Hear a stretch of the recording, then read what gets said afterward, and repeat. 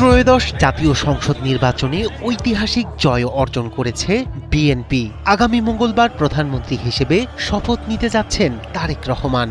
তাই তো বিশ্বের চোখ এবার ঢাকায়। 13টি দেশের সরকার প্রধানকে আমন্ত্রণ জানানো হয়েছে শপথ গ্রহণ আয়োজনে। তার মধ্যে আছেন ভারতের প্রধানমন্ত্রী নরেন্দ্র মোদী।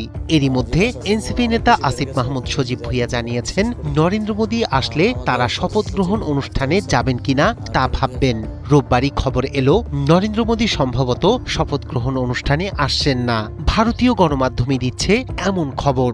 নরেন্দ্র মোদীকে আমন্ত্রণ ঘিরে টানাপোড়েন এবং তার না আসার খবরের মাঝে বাড়ছে রহস্য। If someone is accepted by the people, জানা গেছে 17ই ফেব্রুয়ারি ফ্রান্সের প্রেসিডেন্টের সঙ্গে মুম্বাইয়ে বৈঠক আছে মোদীর। इसके पीछे के षड्यंत्रकारियों को বহুল প্রতীক্ষিত ত্রয়োদশ জাতীয় সংসদ নির্বাচনের ফল ঘোষণার পর আগামী মঙ্গলবার বাংলাদেশের নতুন সরকারের প্রধানমন্ত্রী হিসেবে শপথ নিতে যাচ্ছেন বিএনপি চেয়ারম্যান তারেক রহমান। নির্বাচনে ঐতিহাসিক বিজয়ের পর দেশের রাজনৈতিক অঙ্গনে নতুন অধ্যায়ের সূচনা করবে এই শপথ অনুষ্ঠান। এরই মধ্যে 13টি দেশের সরকার প্রধানকে আমন্ত্রণ জানিয়েছেন অন্তর্বর্তী সরকারের প্রধান উপদেষ্টা ডক্টর মোহাম্মদ ইউনূস। এর মধ্যে রয়েছে চীন, সৌদি আরব, তুরস্ক, ভারত, পাকিস্তান, সংযুক্ত আরব আমিরাত, কাতার, মালয়েশিয়া, ব্রুনেই, শ্রীলঙ্কা, নেপাল, মালদ্বীপ ও ভুটান।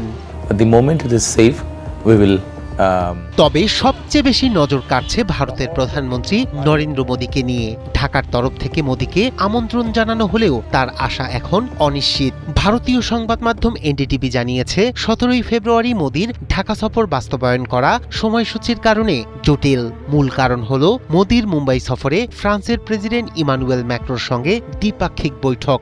একই দিনে ঢাকা সফর করা সময়সূচির সঙ্গে সামঞ্জস্যপূর্ণ নয়। ফলে মোদীর শপথ অনুষ্ঠানে সরাসরি উপস্থিত এখন অনিশ্চিত। তবে শপথ অনুষ্ঠানে মোদীর সরাসরি উপস্থিতি না থাকলেও ভারতের পক্ষ থেকে যথাযথ কূটনৈতিক প্রতিনিধিত্ব নিশ্চিত করা হবে।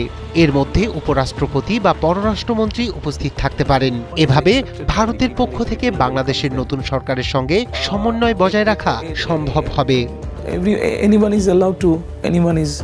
আংশিকভাবে এটি ভারতের কূটনৈতিক ব্যাখ্যা যে সম্পর্ক তলানিতে নেমে গেছে। ভারতের কাছে এখনো বাংলাদেশের সঙ্গে সম্পর্ক পুনর্গঠন অগ্রাধিকার হলেও তাড়াহুড়ো করতে চায় না নয়াদিল্লি।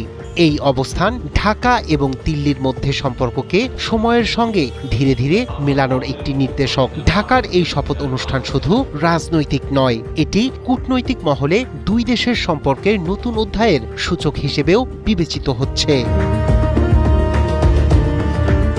রায়হান কবির শুভ্র, ৭১।